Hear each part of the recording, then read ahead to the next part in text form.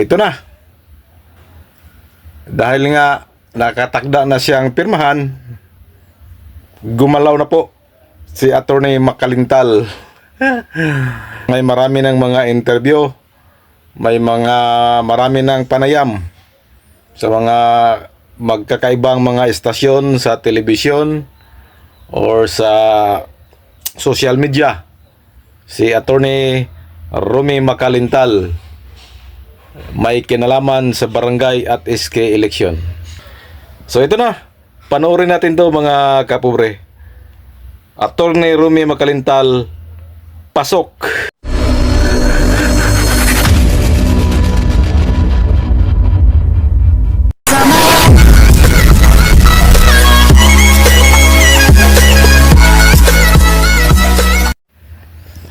Hello, isang mapagpalang araw po sa ating lahat mga kapobre. Welcome back muli sa ating munting channel, Pobreng Mapalag Vlog. So araw po ng Martes ngayon mga kapobre. At ilang araw na lang, August 12 na. At yun na ang araw ng pagpirma ng Pangulong Bongbong Marcos sa term setting bill. So ito na. Dahil nga nakatakda na siyang pirmahan, gumalaw na po si Attorney Makalintal. So ito na.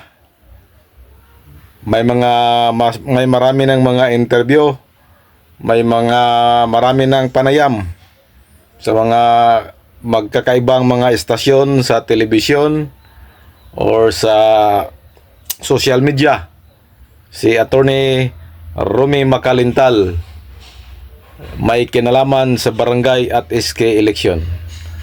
Alam naman natin kung ano ang role ni Attorney Makalintal sa mga ganitong usapin, lalo na postponement sa eleksyon. So ito na, panoorin natin to mga kapobre. Attorney Romy Makalintal, pasok! Si Attorney Romy Mac nasa ating linya. Attorney, magandang umaga. Si Joel Suweng po ito. Magandang umaga, Attorney. Magandang umaga sa inyong dalawa at sa inyong mga tagapanood, tagapakinig. Nabasa ko yung inyong ano ba tawag doon? Manifesto o paano? Liham kay Presidente para ho hipuin ang ating... Actually, parang panawagan ko yun kay Pangulong Marcos. Napakasakaling pwede naman kami makipag-audience sa kanya na para ipaliwanag namin bakit ang batas na yan, panukalang batas na nagpapaliban ng halalan sa December 2025 na gagawin daw sa first Monday ng November 2026 ay dapat na kanyang ibito.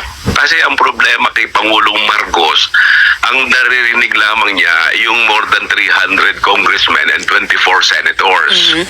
Hindi niya naririnig kaming mga taong bayan na humihingi na sana ay hindi i-postpone kundi ipagpatuloy natin ang halalang yan base doon sa desisyon ng ating Korte Suprema sa Makalintal versus Comelec noong 2023 na yung postponement ng barangay elections ay unconstitutional kung walang kadahi-dahilan kung para ito ay ipagpaliban.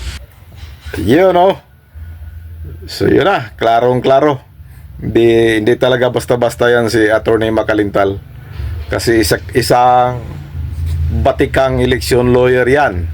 So ito na, sinasabi na niya na nanawagan na siya sa Pangulo na ibito ang panukalang batas na term setting bill.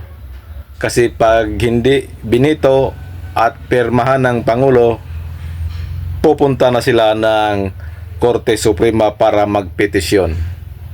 So may punto naman si Attorney Makalintal.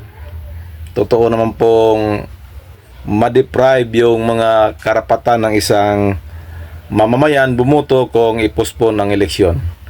Pero dapat ding isipin ni Attorney Makalintal, kaya nga marami rin ang gusto na i-postpone kasi yung termino, in fairness sa ating mga barangay official ngayon, ang termino nila is 2 years lang po. Dahil po yan kay Attorney Makalintal.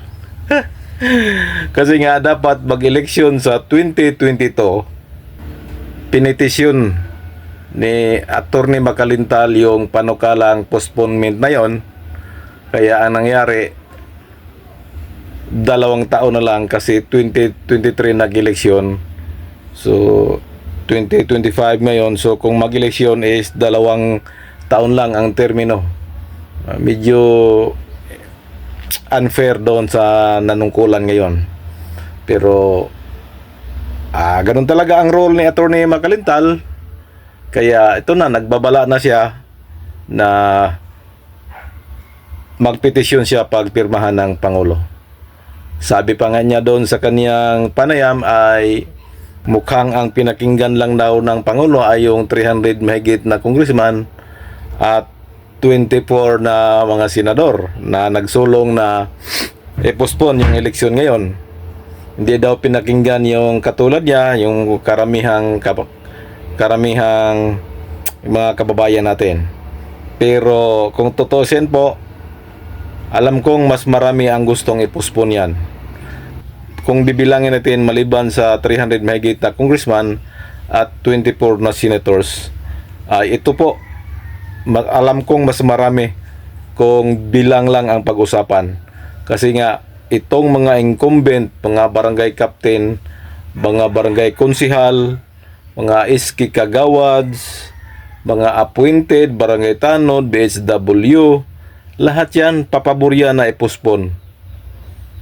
Diba? Kaya kung tutuusin, alam ko mas marami ang gustong i-postpone yan. Plus, yung mga pamilya pa ng mga barangay opisyal, sigurado ayaw nilang mag-eleksyon. Kasi gastos yung eleksyon eh. Pero ganun pa man, mayroon po tayong batas at pinayagan po ng ating saligang batas na kung may magpetisyon ay pwedeng idulog doon sa Korte Suprema. So mga kapobre, nasa Korte Suprema na yan pag nagpetisyon si Attorney Makalintal kung ano ang kanilang magiging desisyon. Hindi rin yan pwedeng baliwalain si Attorney Makalintal kasi nga nanalo na yan eh. Yung Comelec versus Makalintal noong 2022 na postponement na declare yun na unconstitutional. Kaya huwag niyang baliwalain na si Attorney Makalintal. Magaling na election lawyer yan. Kaya abangan natin kung ano ang magiging desisyon dyan.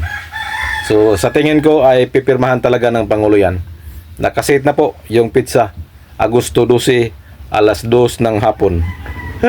Yun po ang sinabi ng Comelec ni Comelec Chairman George Garcia. So abangan natin kung ano ang mangyayari.